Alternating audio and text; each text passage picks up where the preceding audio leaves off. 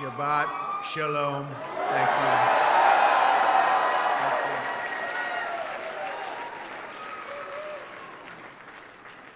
What a great day. Thank you, Norm, for that wonderful introduction and for your leadership of this truly tremendous organization. So many friends. I have so many friends out in the audience. Thank you very much for being here.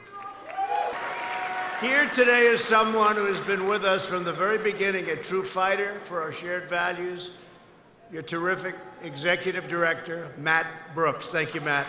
Thank you. Thank you, Matt. Also joining us are two great leaders you know very well, my good friends, Sheldon and Miriam Adelson. Great people.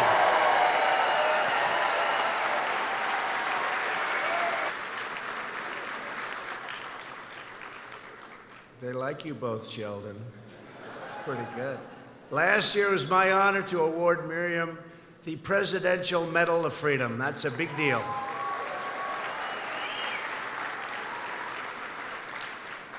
I also want to thank Senator Lindsey Graham. Is here, Senator. Where is Lindsey? Senator Lindsey, great man, great friend of Israel.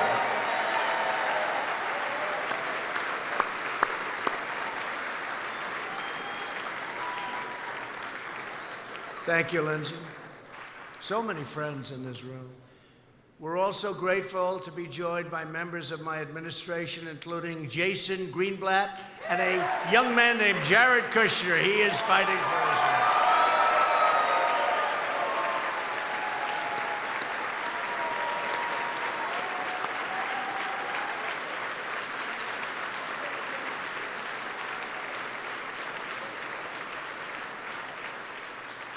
Thank you very much. Great job. Peace in the Middle East.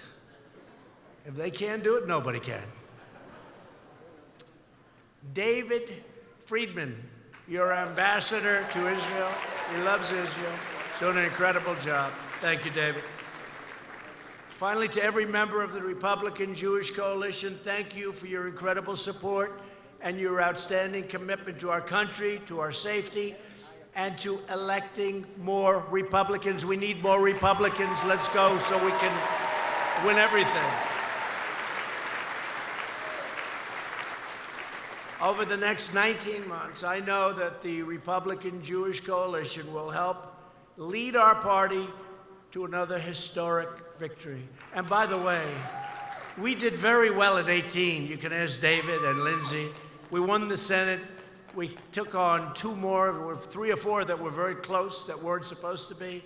All of a sudden, that didn't happen, and we're going to talk about that, I think, when we get back to Washington.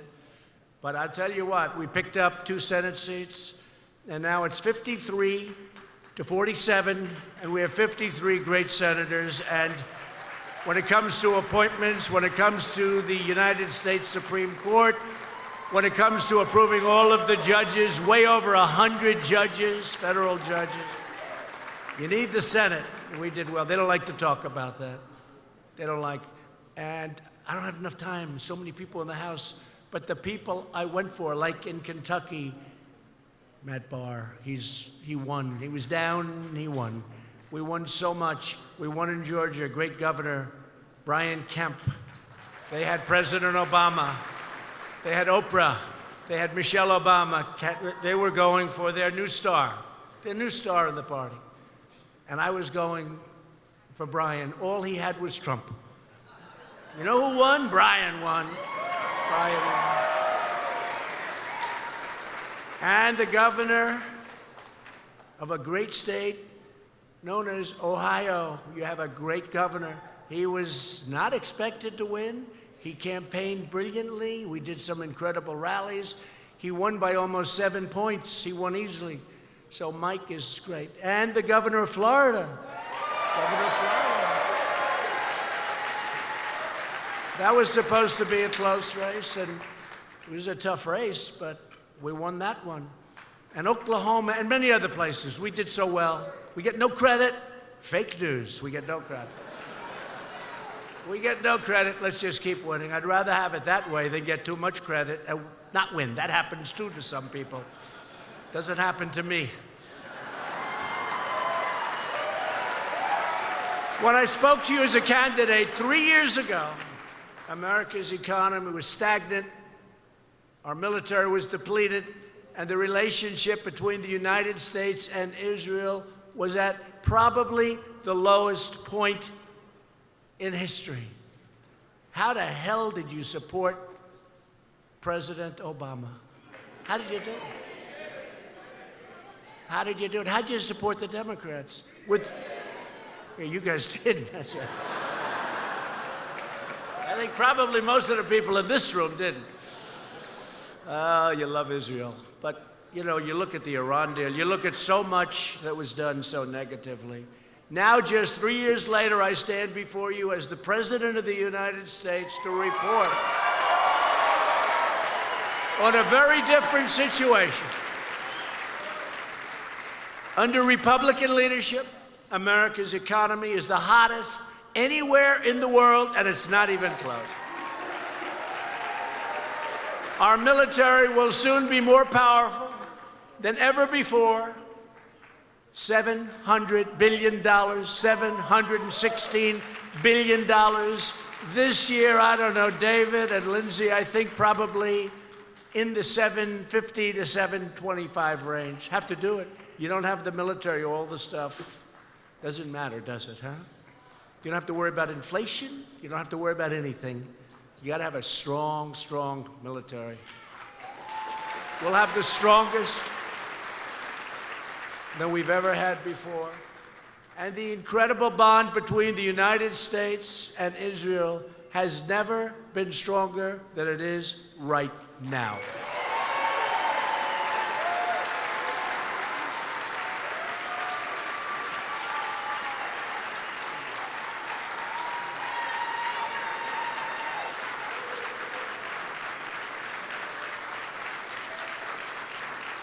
America is thriving, America is booming, and America is winning, winning, winning like never before. We're respected again. We are respected again. It's been a long time. Since the election, we've created more than 5.5 million new jobs, including 600,000 manufacturing jobs. Things that nobody would have allowed me to say on the campaign trail. They would have said, oh, he exaggerates. After years of stagnation, wages are rising fast. Think of it. People had one job 21 years ago. They made more money in real dollars than they did 2 years ago with 3 jobs and 2 jobs. And now, for the first time, they have a choice. Our economy is so strong, they can have a choice of jobs, and wages are going up. First time in many, many years. And one of the things that makes me happiest, frankly, is that they're going up most quickly for the lowest income Americans. Great, right? Great. Our unemployment has reached the lowest level in more than 50 years. And we will be breaking that record, I believe, pretty soon. We slashed 30,000 pages of job-killing regulations from the Federal Register, an all-time record. It doesn't matter if they were there for 4 years or 8 years or 10 years in one instance. We really did something. We had, take a look at FDR. All of those years, nobody slashed them like us. You had a 4-termer. You have a lot of 2-termers. And in less than 2 years, and I happen to believe that that was as important and maybe even more important than the largest tax cut in the history of our country that you all saw.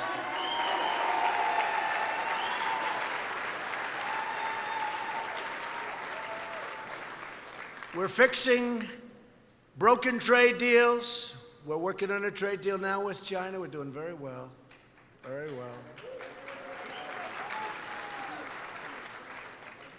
Because of tariffs, we're making a deal that's very good. You'll be happy. if it happens. Might not happen. But we have tremendous power. We have to tell our people that represent us in Washington that when countries, I'm not talking about China, I'm talking about many countries, when they're charging us 100% tax or tariff, when they're charging us 200 and 250 and 300%, and we charge them nothing, it's okay to charge them something. Maybe you could explain that to some of your people that say, oh, we don't like tariffs. I mean, we have a case where a certain country, India, is charging us, we're a great country, a great friend, Prime Minister Modi, charging us over 100% for many things. We're charging them nothing for similar or the same product. And I have senators that say, you can't do that. It's not free trade. Where do they come from? Where do they come from? It's not free trade. I don't know. Where's David? You got to work on these people, David. Where's Lindsay? Will you please work on them? It's the craziest thing. It's stupid trade. We have so much stupid trade. We lost, for many years now, $800 billion a year in trade. Who the hell makes these deals? You're probably saying to yourself, those are not good negotiators. Actually, Democrats made a lot of them, but Republicans made a lot of them too. That's the amazing thing. They made a lot. 800 billion, but we're getting it back. We're getting it back. We're going to be getting a lot of it.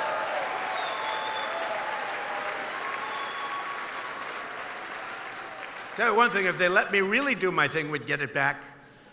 But I have to be a little bit politically correct by saying it's okay if we lose 20 billion with a country, because we want to be nice. We want to be nice to everybody.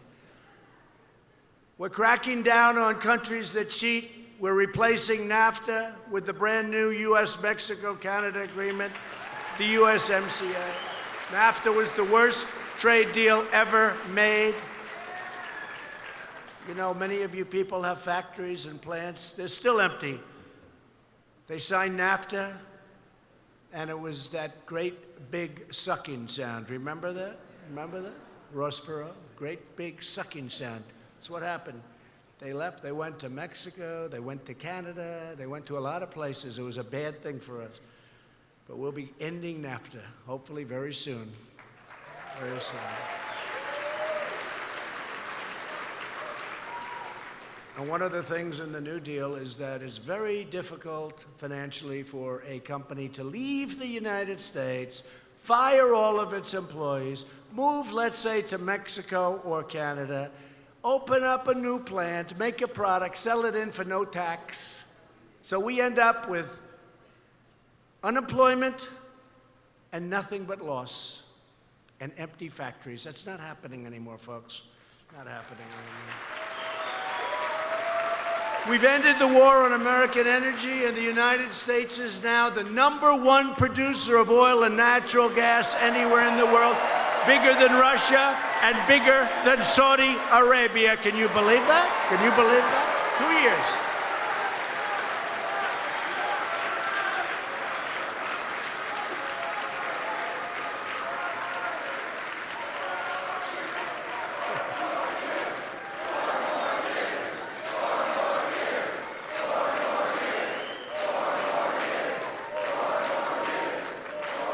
Thank you very much. And we're working now on getting pipelines approved in Texas that would normally take 10, 12, 14, 15 years to get approved. And we're trying to get them approved very rapidly. And if we do that, we're going to pick up another 20 to 25%. We'll be leading by so much. We already are leading by a lot. It's all happened over a very short period of time. And we've confirmed more than 100 new federal judges to interpret the Constitution as written. And as Norm said, and I appreciate that, so important, Norm, we have confirmed 2 incredible Supreme Court justices, Neil Gorsuch and Brett Kavanaugh.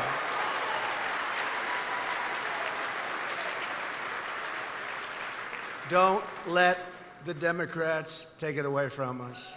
They'll take it all away. They'll take it all away, including the judges. with the help of Republicans in Congress, we have secured record funding for our military. Our military is now going to be stronger than ever before. Ever, not even close. We're developing new weapon systems. We're developing things that nobody even thought of. Levels of technology that nobody else has. With all of that being said, if we can be smart, and if China and Russia and maybe one or two others, if necessary, can be smart, we'd all be saving a tremendous amount of money, and that's okay with me. But we will be so far in the lead. We always have to be in the lead. And thanks to our focus on burden sharing, $100 billion more dollars will be coming this year to NATO. Think of that. Other countries, in certain instances, we're getting an almost free ride. We protect them and they're delinquent. You know, I use a real estate term for George Klein. He understands. He understands the word delinquent. They were delinquent. I said, you got to pay. President Obama got in, he made a nice speech, but he forgot to mention you got to pay. President Bush was wonderful. They didn't mention you got to pay. And you got to mean it, not just mention, you got to mean it. I said, you got to pay. Because we're in a position. Everybody wants us. But how do you do that when people aren't paying? How do you do that? We feel foolish. We feel like fools. We're not going to be fools anymore. We've been a fool as a nation for so long. We're not going to be fools anymore. Last year, I withdrew the United States from one of the most dangerous, one-sided deals ever negotiated, the disastrous Iran nuclear deal. They wanted to kill Israel. They wanted to destroy Israel.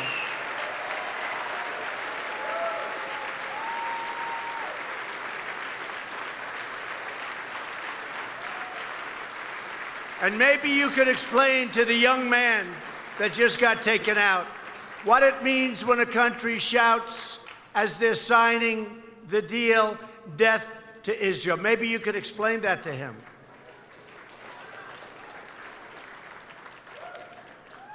We've now imposed the toughest ever sanctions on the Iranian dictatorship. And it is not the same country it was when I took power. When I took over the presidency, I will tell you, one of the first meetings I had was at the Pentagon.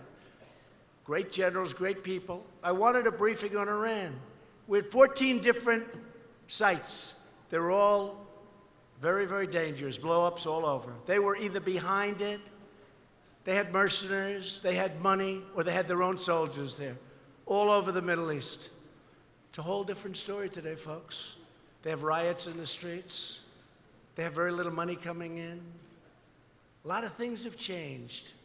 North Korea, we're getting along with North Korea. Let's see how it works out. But we have a good relationship. Don't forget, I have a very good relationship with Kim Jong-un. When I first came in, they were setting rockets and nuclear explosions, and a lot of things were happening. Can't tell you what's going to happen. Had to walk from the one deal. Wasn't going to be a right deal, but we have a great relationship. We'll see what happens. I hope we're going to be able to do something. Maybe, maybe not, but I hope we're going to be able. Relationship is very important. You know that very well. We're confronting the deadly menace of radical Islamic terrorism.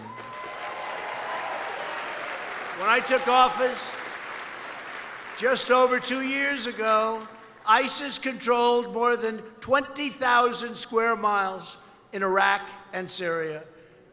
I held up a map. It was so much red, red meaning them, all red, showing the different sites. Today, the ISIS caliphate has been 100% obliterated. 100%.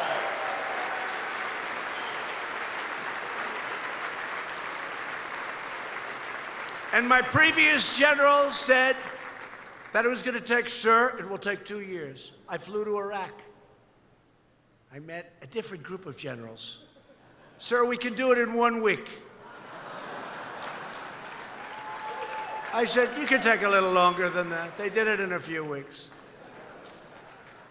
They're great, right? Raisin Cane. His name is Raisin. What's your first name? Raisin. Raisin? What the hell kind of, what's your last name? Cane. Wait a minute. Your name's Raisin Cane? I like you as a general. I think that's what I want. Even Sheldon Adelson likes that as a general. It's the kind of a guy he'd have. I also took another historic action that had been decades in waiting. The United States recognized the true capital of Israel and opened the American embassy in Jerusalem.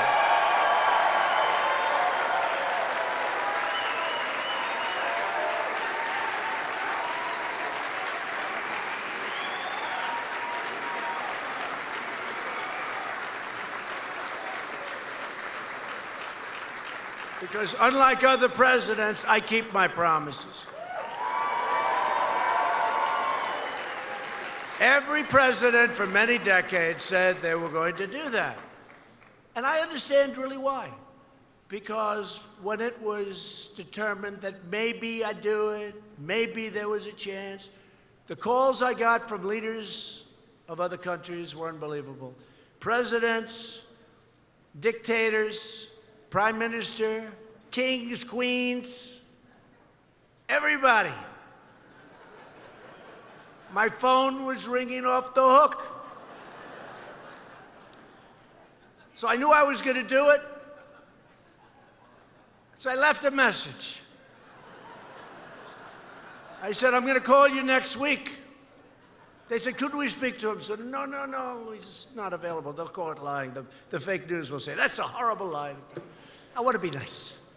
No, I'll call you next week. I look forward to it. I had so many calls after I did this. It took me like 3 weeks to make all the calls.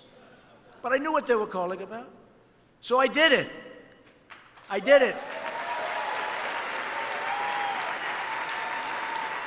Then I started calling people back. King, how are you? How have you been? I called you last week. I said, what's up? Well, I wanted to talk to you about Israel and the embassy in Jerusalem. I said, look, I'm sorry, I wish I would have known. I did it yesterday. Right? It's much easier. But I now know why other presidents, I don't really hold it against them other than they didn't keep their promise, right? They didn't keep their promise, David. So that's the way it is. And we got you something that you wanted. I can tell you, Sheldon and Miriam, that is the most important thing I think that's ever happened in their life. They love Israel.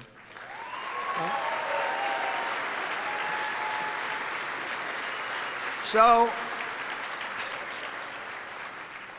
but I can now understand, because I always said, why wouldn't they do it? Why? Why are they doing it? Why wouldn't they just do it? They campaigned, we will this and that, Israel. Then you folks go out and vote for them, and then they don't do it, right? 4 years, 8 years, didn't matter. They won't do it. But you know what? They did it. We did a great job, and we feel great about it.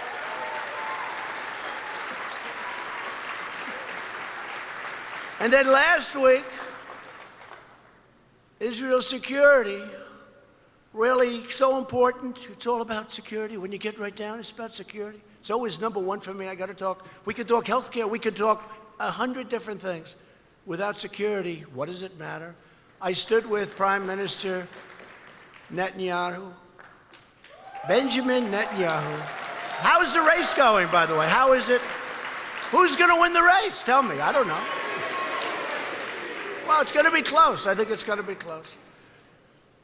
Two good people. But I stood with your Prime Minister at the White House to recognize Israeli sovereignty over the Golan Heights. The Golan Heights is something I've been hearing about for a long time.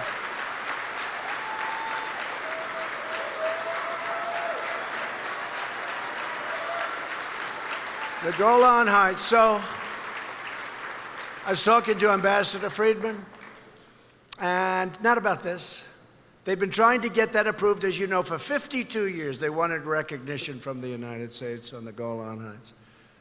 They had 32 summits, meetings, big meetings over many, many decades about the Golan Heights. I'm talking to your ambassador. Jared was there. Jason Greenblatt was there. I said, fellas, do me a favor. Give me a little history, quick. I want to go fast. I got a lot of things I'm working on. China, North Korea. Give me a quickie. Norm, I said, give me a quick little, so I know it as well as Norm, but I don't want to spend quite as much time as he has spent studying it, right? Which has been his entire life, right? So they had 32 different summits. He starts going, well, we need that. It's the high point. We need it for protection. We need it for... I said, all right, good. How do you like the idea? They weren't even calling about this. How do you like the idea of me recognizing exactly what we're discussing? Because I agree, you need it. You need the height. You need the height. A great general said, always fight downhill. Never fight uphill. A lot of battles are lost for these generals who want to fight uphill, right? You need the height. So I said, David, what do you think about me recognizing Israel and the Golan Heights? He said, would you actually do, and this is a great deal maker. It's one of the most successful lawyers, gave it all up in order to be your ambassador. Gave it all up. What do you think of it, David? And he goes, and this is a very strong, ambitious guy, like a wonderful, beautiful baby. He said, do you really, you would do that, sir? I said, yeah, I think I'm doing it right now. Let's write something out.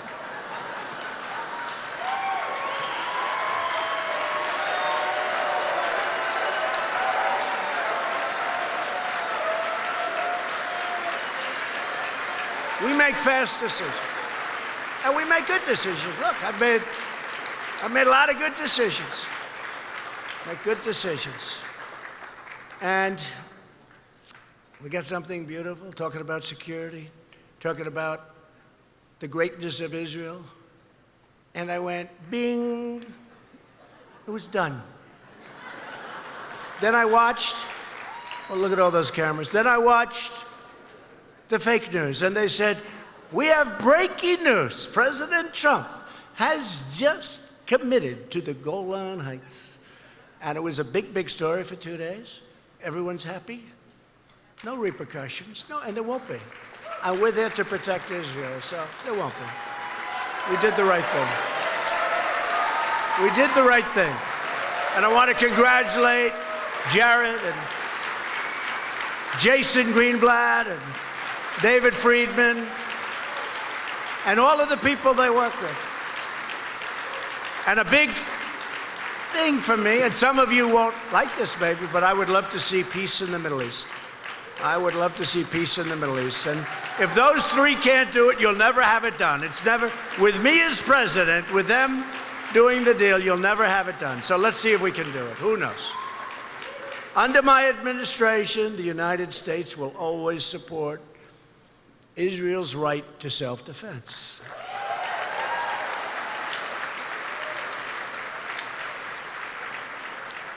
At the United Nations, we no longer tolerate any form of anti-American, anti-Israel, and anti-Semitic bias. We don't do it.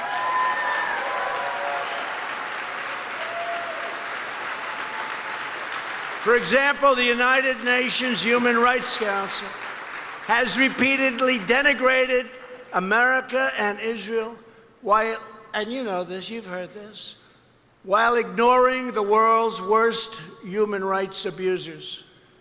That's why I withdrew the United States from the UN Human Rights Council. And thank you to Nikki. Thank you to Nikki. Terrific job, Nikki Haley. With your help, we are making incredible strides on behalf of the American people, and we are just getting started.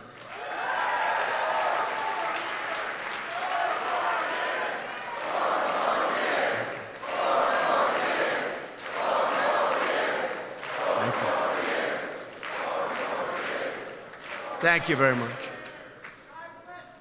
Thank you very much. And that guy that just said that, he used to hate me. Can you believe it? He used to hate me. Thank you very much. I appreciate it. But while Republicans fight to protect the jobs and safety of all Americans, Democrats are advancing the most extreme partisan agenda by far in American history. You see what's happening. You see what's happening. People aren't fighting for Israel in Congress, large numbers of people. You saw what took place 3 weeks ago. It was shocking. That couldn't have happened. It could not have happened just a few years ago. Could not have happened. If implemented, the Democrats' radical agenda would destroy our economy, cripple our country, and very well could leave Israel out there all by yourselves. Can't do that. More than 100 Democrats in Congress are promoting the biggest government power grab in U.S. history, the $100 trillion Green New Deal proposed by a wonderful young bartender, 29 years old. 29. No, I like her. She's 29 years old. We take trains to Europe, Hawaii, and Australia. That's a problem.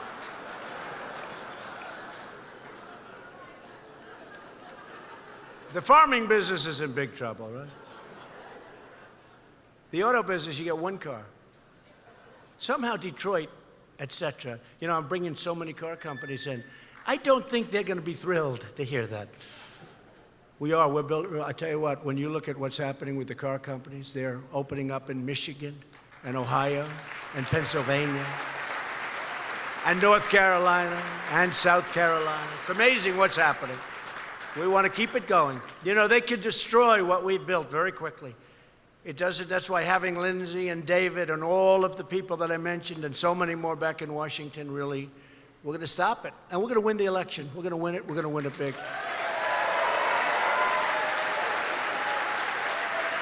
It will never be as easy as it looks.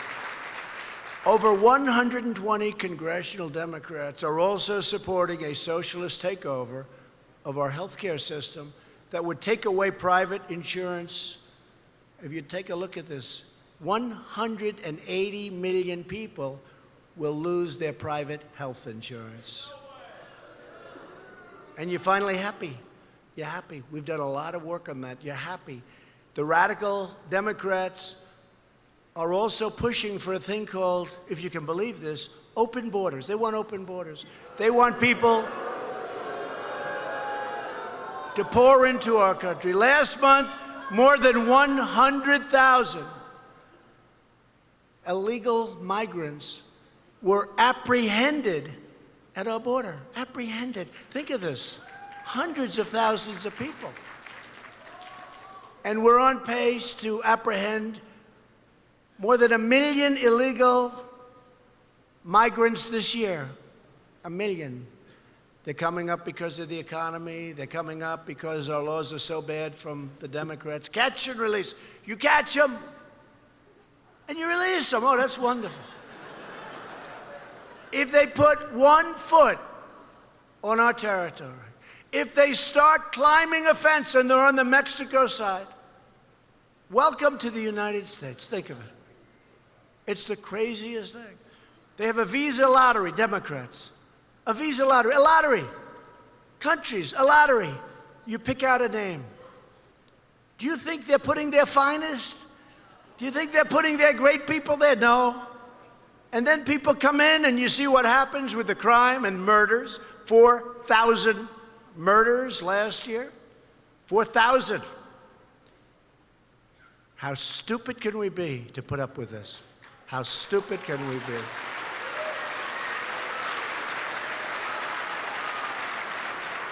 And the asylum program is a scam. Some of the roughest people you've ever seen. People that look like they should be fighting for the UFC. They read a little page given by lawyers that are all over the place. You know, lawyers. They tell them what to say. You look at this guy, you say, wow, that's a tough cookie. I am very fearful for my life. I am very worried that I will be accosted. If I am sent back home, no, he'll do the accosting. Asylum. Oh, give him asylum. He's afraid. He's afraid. We don't love the fact that he's got tattoos on his face. That's not a good sign. We don't love the fact that he's carrying the flag of Honduras or Guatemala or El Salvador, only to say he's petrified to be in his country. To confront this border crisis, I declared a national emergency.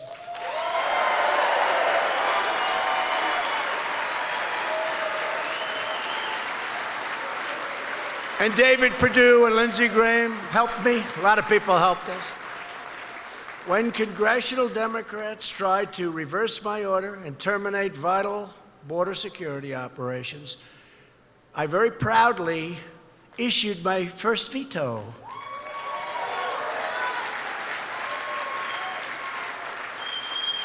And they were not able to turn over the veto, so now we have. In fact, we have billions of dollars. We've started building walls, actually a while ago, from the first $1.6 billion, and renovation of a lot of walls. We could do that a lot cheaper. We had walls that were potentially very good, but they were in very bad shape. They were old. We renovated them. We have got a tremendous amount we're going to put out a list, but we will have hundreds of miles before the end of next year. Hundreds of miles. And yesterday I traveled to the border in Calexico, California, and I saw a section of brand new 30-foot high steel wall. You want to be able to see through it. You got to see through it. You got to see who's on the other side. Beautiful wall. Looks great. Looks great. Walls build good neighbors, right?